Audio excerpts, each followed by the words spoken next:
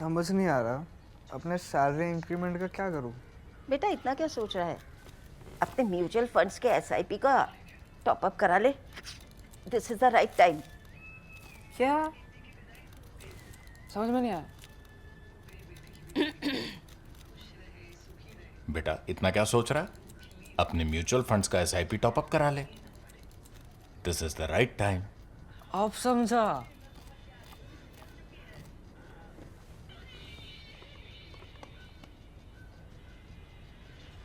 Mutual fund investments are subject to market risks. Read all scheme-related documents carefully.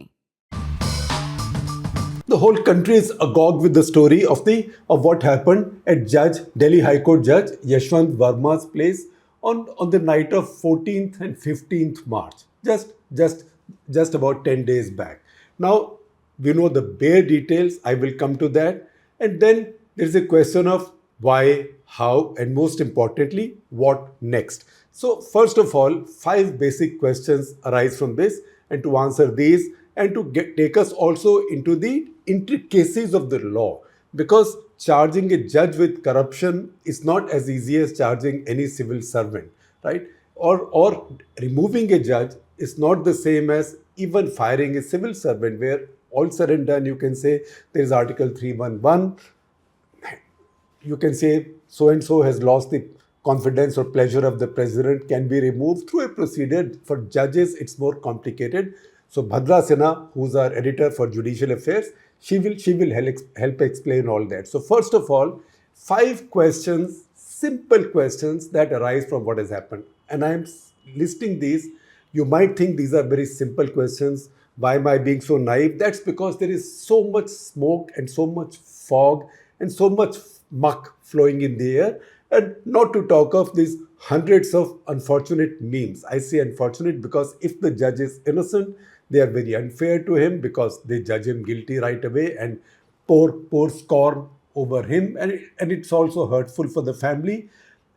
Even if there is something to the story and judge has something to answer for, or the probe leads to something really messy or something that really indicts the judge, even in that case, this kind of social media outburst is damaging to the institution of the judiciary and also popular trust in the judiciary, because that's very important in this country at the end of the day. So even if you remember from Jolly LLB, right, Akshay Kumar film, the judge Saurabh Shukla, who plays that role masterfully, he says in this country, whatever happens, when people have fights, arguments, differences of opinion, what do they say? They say, I will see you in court.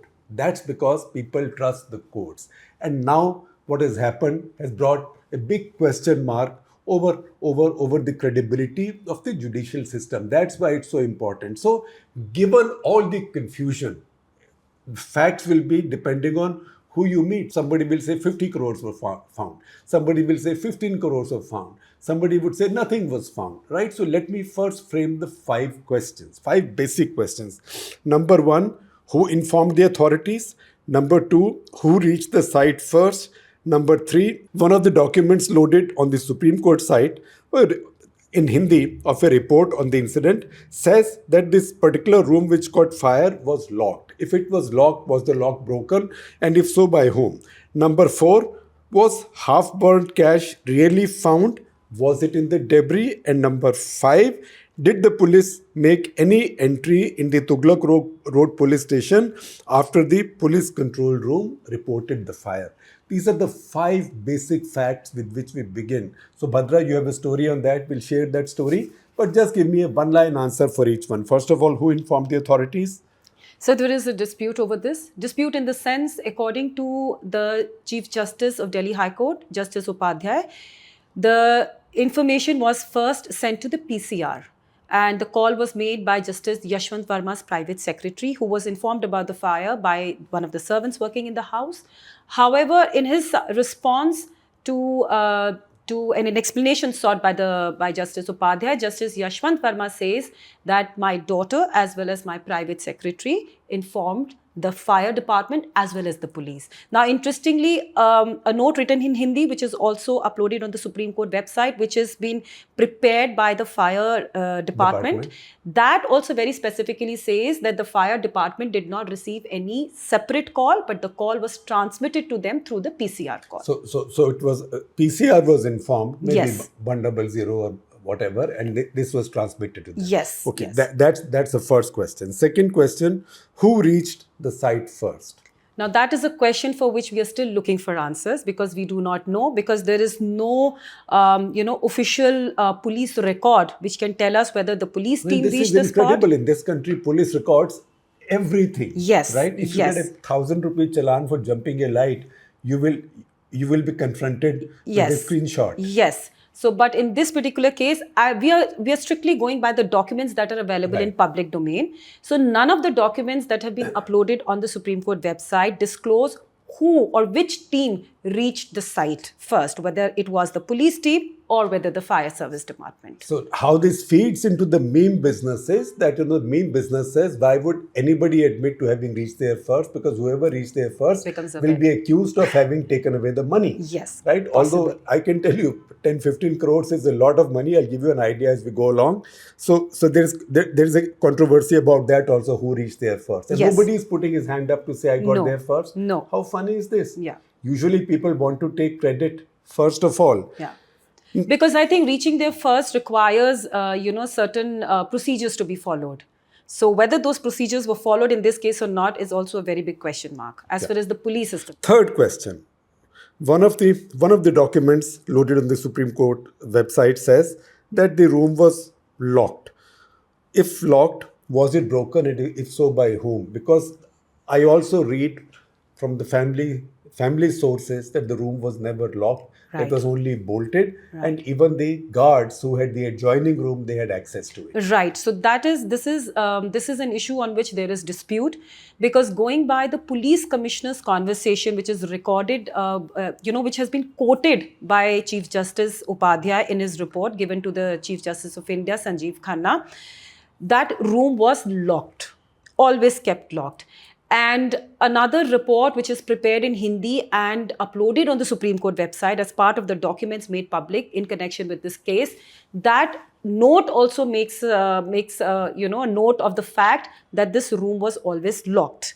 However, Justice Varma has in his response very categorically said, in that long letter. 5-page response, has reiterated. We'll share a link of that response also with you. You will also see screenshots on your screen. In fairness, we must share that also fully with you. Yeah, he has very categorically said that room was always kept open. It was accessible to everybody, including his servants, the security guards posted there, as well as the CPWD officials who necessarily need not be around, in the house, but visit the house as and when they are called Apparently, for. they also used to store some of their implements, etc. Yes. And of course, the gardeners who worked over there.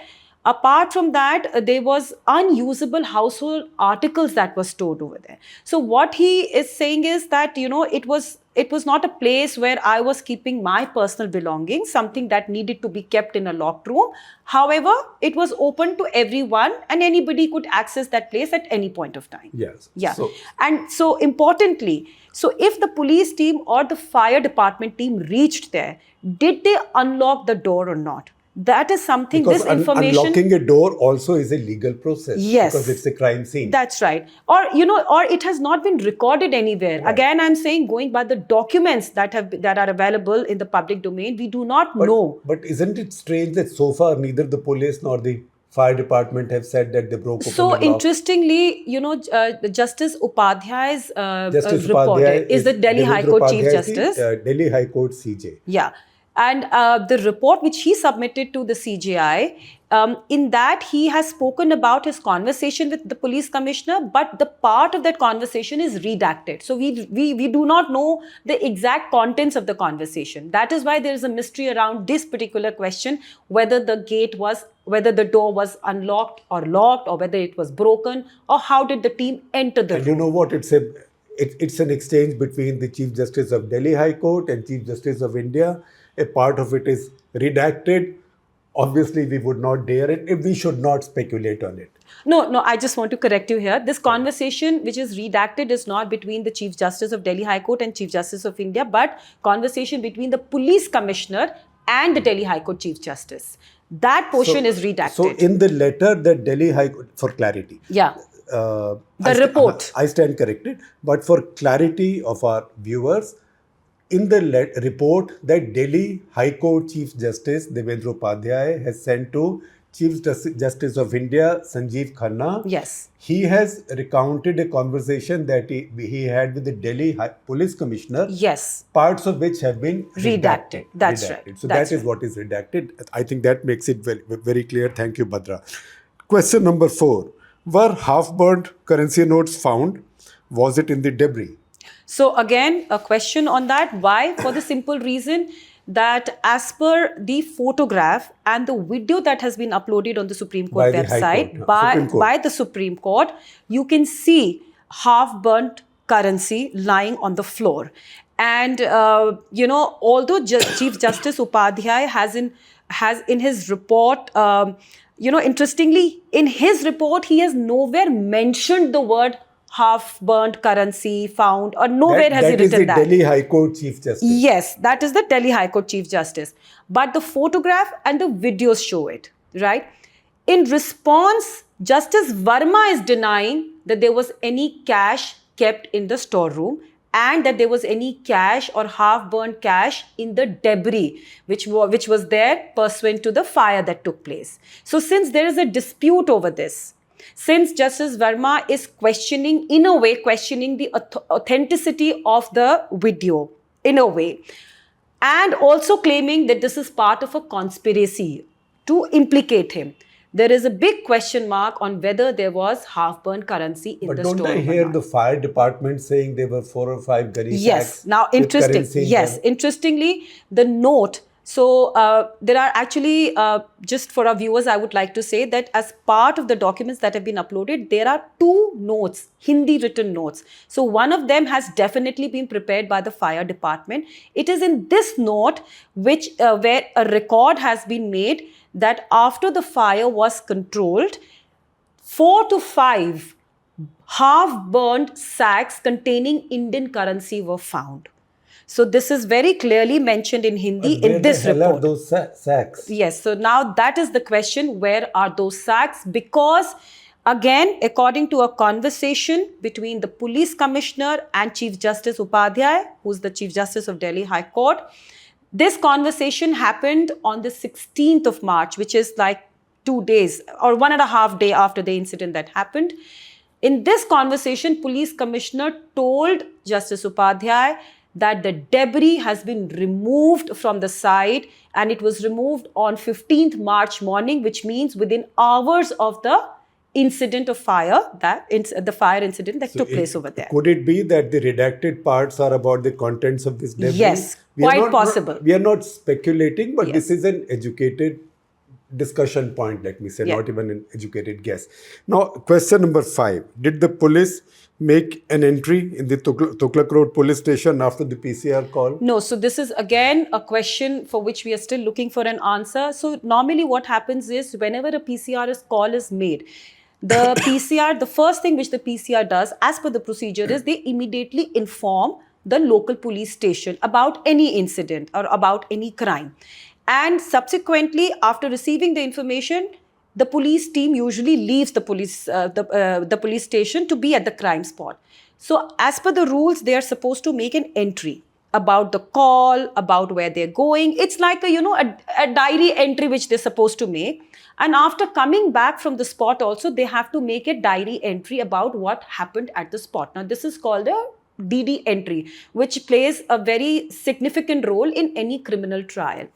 Now, the fact is that the police commissioner was aware of the incident, and that is why he called up the Chief Justice of the Delhi High Court. Directly, right, over the phone, right? Because the Chief Justice of Delhi High Court was not present in Delhi on that day. He was in Lucknow then. He was in Lucknow. The incident was reported on 14th March in the night. So for clarity, on the night this incident took place, the judge in whose house the fire took place, he, with his wife, was at the Painch Wildlife Sanctuary in Madhya Pradesh, the Chief Justice of Delhi High Court was also in Lucknow. Yes. Right?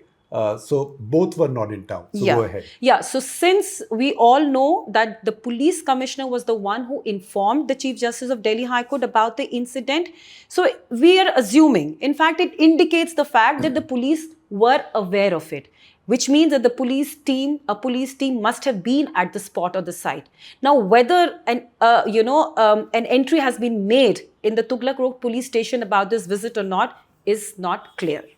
Well, I mean, you can rewrite.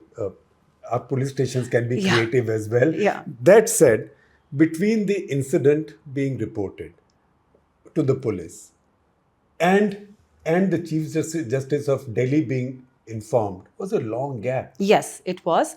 See, the incident happened on 14th March at about 11:43 p.m. That's the exact time. Okay. However, the police commissioner reached out to Justice Upadhyay only on the next day in the evening at 4:30 p.m. So there was a long gap of almost 17 hours. Now, what happened during these 17 hours? Again, we are still trying to look for answers because, I mean, as per the rule or as per the current law, or let's assume whenever a crime takes place, usually, the information reaches the senior officials immediately. And this was not a very simple incident that got reported, so we don't know what really happened in those 17 hours. Yeah. It's still a mystery. Yeah. So I told you I will tell you a little bit about what 15 crores of rupees might mean. So now the largest currency note is a 500 rupee note. So I did the cheap thing. I asked ChatGPT what would be the weight of 1 crore rupees, 10 million rupees in 500 rupee notes. Just tell me. So ChatGPT tells me, you can also see how this runs on your screen, that there will be this many 500 rupee currency notes for 1 crore rupees, that is 10 million rupees. The weight of each currency note, say, is 1 gram. It sounds reasonable. If you then carry on calculating, then the weight of 1 crore of currency in 500 rupee notes, the largest currency available in India, will be 20 kilos. So that will be like the big suitcase you bring back from a trip to New York City, right? After shopping in America. Now, 15 crores would mean the equivalent of 15 such suitcases. And that too, if these were brand new notes, so they could fit inside them. So 15 crores, 10 crores will be a humongous amount of money in currency. So we have to keep that in perspective. And that's the reason I asked ChatGPT. Now, Bhadra, what is this system? Because this is a complex thing which has been debated for a long time. How do you call a judge to account, or how do you deliver justice to a judge, whether the judge is innocent or guilty? See, as far as holding a judge accountable is concerned, we at the moment have Judges Inquiry Act of 1968. Now, a judge can be removed only under this particular law. Now, the removal process is a long drawn process. So a motion has to be moved in the parliament. It can either be in the Lok Sabha or it can be in the Rajya Sabha. If it is to be moved in the Lok Sabha, it has to be by at least 100 members. If it is in the Rajya Sabha, it has to be by members not less than 50 in number. So once the motion is moved, then an inquiry panel is set up. So if it is done in the Lok Sabha, the speaker does it. If it is in the Rajya Sabha, the chairman does it. The inquiry panel, which is to be headed either by a Supreme Court judge, sitting Supreme Court judge, or a Chief Justice of any High Court, comprises 2 people, again from the judiciary. So this inquiry panel conducts a inquiry. It's like, calls the judge who is guilty. And you have to, actually what this particular act says is that a judge can be removed for proven misbehavior or incapacity. So these are the only 2 grounds on which a judge can be removed. So once this inquiry is concluded, if this inquiry panel comes to a conclusion that yes, this judge is guilty, prima facie, then a chance is given to this judge to appear before both the houses of And the we've seen parliament. That's almost like an impeachment That's process. right. Yeah, And that's like we've yes. seen this happen. There was a Calcutta High Court judge. Justice Sumitra Sen. Justice So he Sumitra Sen. appeared before the Rajya Sabha, but before he could appear in the Lok Sabha, he resigned. Right. So the judges, the judge is given a chance to present himself before the Lok Sabha and the Rajya Sabha. After that, the proposal is sent to the President of India. So it is only on the President signing the proposal and a notification is then. That is one stream. That's right. That's one stream. There can be other, but there has to be the other stream of an investigation of a criminal case, an inquiry. So Yes. How does an FIR get registered in a case involving a judge or allegedly involving a judge and CBI brought in? So interestingly, although a judge is covered or comes under the ambit of the Prevention of Corruption Act, which is the anti-corruption law in our country, as per a judgment delivered by the Supreme Court in 1991, no FIR can be registered. That's the Veeraswamy case. Veeraswamy case. The famous one. Yeah, no FIR can be registered without consulting the Chief Justice of India. Not the Chief Justice of the High Court. No, it has to be CJI. Now, interestingly, the word consultation has been interpreted by the Supreme Court in another case, which is related to the appointment of judges, the most famous case, which brought in the collegium system. Now, in that judgment, the word consultation has been interpreted to give primacy to the CJI, to the Chief Justice of India. So, which means, in a way, you need an approval. If that approval is given, then only the prosecuting agency can go ahead and register an FIR and undertake the investigation. If it is not given, then you cannot go ahead with the inquiry or any criminal investigation.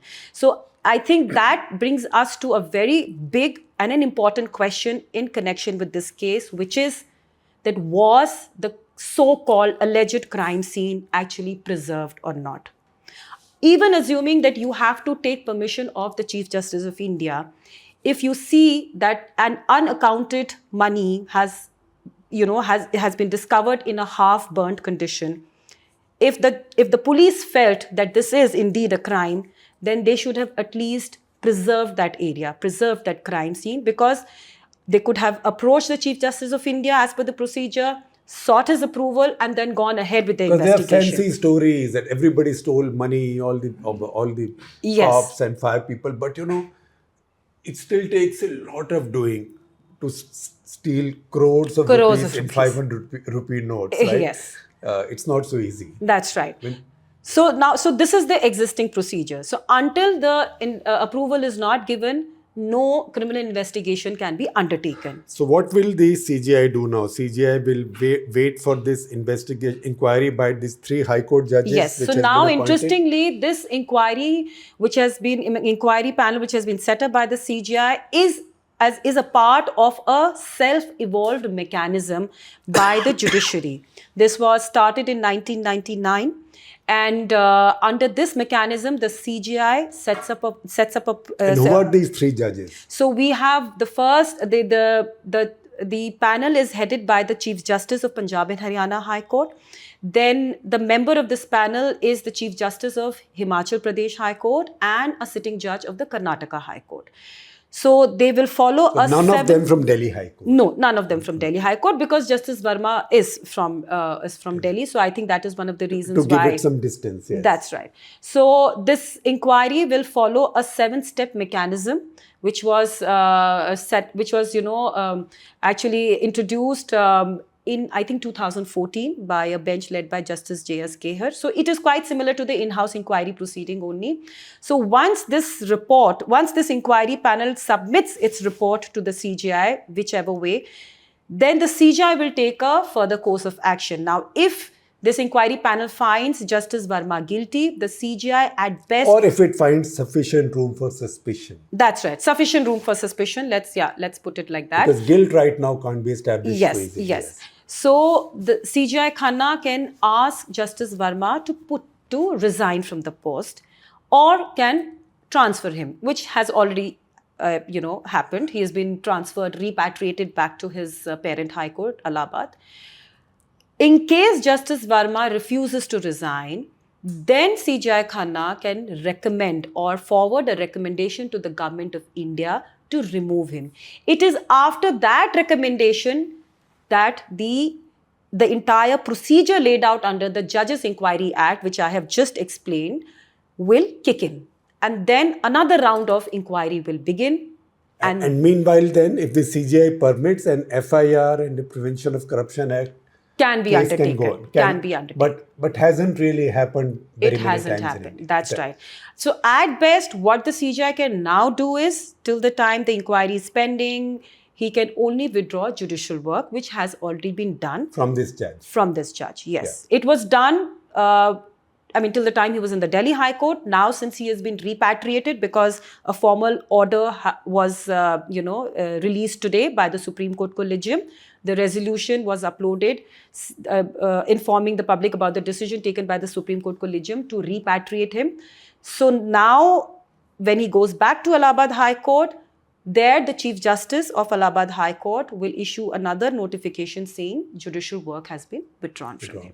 Yeah. So at best or at worst, depends on which side of the divide you are on. However, there is still, this is very murky. So be careful. This is very murky, and what's floating on social media, etc., a lot of it comes without any accountabilities. So remember, while this looks very ugly, if it's true, it's very ugly and very shameful. Yeah. But if it isn't true, it's very unfair to the judge and the family that this is allowed to carry on without being questioned and without facts being looked at. Yeah. And in any case, it is very damaging to the image of Indian judiciary. That's why the sooner the Chief Justice gets to the bottom of this and takes this to its logical conclusion, the better it is. So thank you, Bhadra. Thank you, Without your help, I could not have done it, because I was out of my depth with this, because I'm reading so many accounts, even from different publications.